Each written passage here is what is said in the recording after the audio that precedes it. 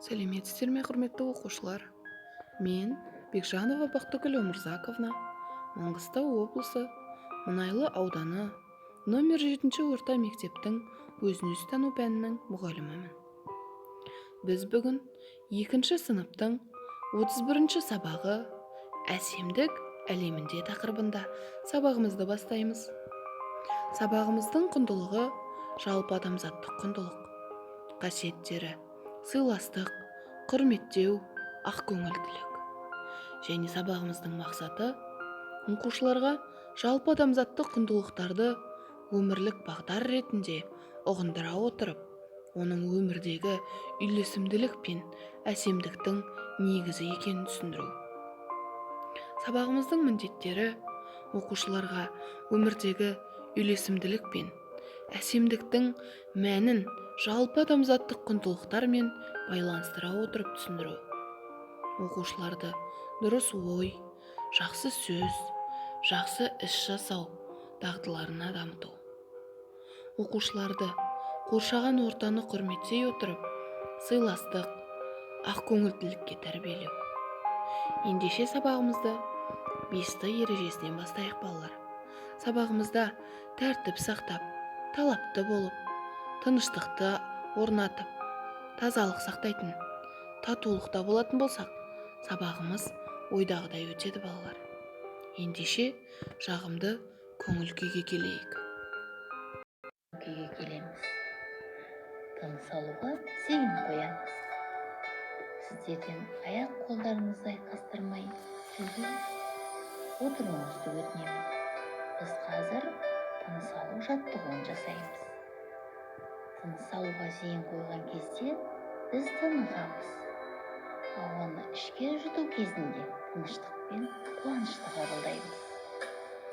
Демді сыртқа шығарған кезде өзіміздегі мазасыздықты сыртқа шығарамыз. Кәне дайындалайық, балалар. Көзімізді жұмамыз, арқамызды тіктейміз, қолдарымды тізеге қоюға болады. Тынысты ішке тартамыз, тынысты сыртқа шығарамыз. Осылай 9-10 рет жаттығу жасаймыз, балалар. Жарайсыздар, балалар. Жағымды көңіл күйге келіп болсақ, ендеше сабағымыздың дәйек сөзінен бастайық. Дәптерімізді ашып, бүгінгі күннің тақырыбын жазып, дәйек сөзді жазып алыңыздар. Дәйек сөзді жазбас бұрын оны 3 рет қайталап алайық. Менімен бірге қайталаңыздар. Дүниені түзеткің келсе, әуелі өзің түзел. Дүниені түзеткің келсе, әуелі өзің түзел. Дүниені түзеткің келсе, әуелі өзің түзел. Бұл, балалар, нақыл сөз екен. Енді, балалар, сұлулық дегенді қалай түсінесіңдер? Осы дәйек сөз сендерге қандай ой түйгізді? Ендеше мұғалім сыйы ретінде, балалар, мен сіздерге ел аузынан әңгімесін оқып бергім келіп отыр. Бір күні данышпаннан сұрапты: дүние қайдан басталады? Сонда Данагөй: сенің 2 көзіңнен басталады деген екен. Менің 2 көзім тек жақсылықты көргей, өйткені жамандық өзін-өзі көрсетеді. Табиғат жердегінің бәрін көз сыйлаған. Көздің міндеті көру. Мәселе нені? Қалай көруде? Өмірдің терең мәні осы. Кейбіреуге от дүниенің тіреуі, енді біреуге дүниенің жұты.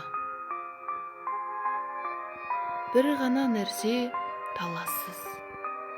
Мынау әлемге, өмірге, адамдарға жақсылық көзімен ғана қарау керек екен. Балалар, адам тек қана жақсылықты көруге қалай үйренеді? Қалай ойлайсыздар? Көз тек қана жақсыны көргенде әлемде не болады деп ойлайсыңдар? Көзді жақсыны көруге итермелейтін адамның қандай құндылықтар мен қасиеттерін білесіңдер? Осы мәтіннен қандай ой түйдіңдер? Сенің көзің әдетте қандай нәрселерді тезірек көреді? Және неліктен? Сен дәл қазір қандай жақсылықты, жақсы нәрсені көріп тұрсың? Осы сұрақтарды ойланып, ой түйейік балалар. Ендеше шығармашылық жұмыс жасайық. Дәптерімізді ашып, 107-ші беттегі бірінші тапсырманы орындайық. Бірінші тапсырмада суреттерге қараңдар. Олардағы ғажайыптың себебін түсіндіріп, жақсылық жасаған жалғасын табады, немесе кішкентайға немқұрайлы қарама тақырыбында әңгіме жазыңдар. Ендеше балалар, топпен ән айтайық. Сабағымыздың аяқталуына да аз қалды. Бүгінгі айтатын әніміз әрқашан күн сөнбесін. Өлеңін жазған Лев Ашанин, әнін жазған Александр Островский. Ал қазақ тіліне аударған Істай Мамбетов және Қабдыкәрім Ыдырысов екен. Ендеше бірге ән айтайық.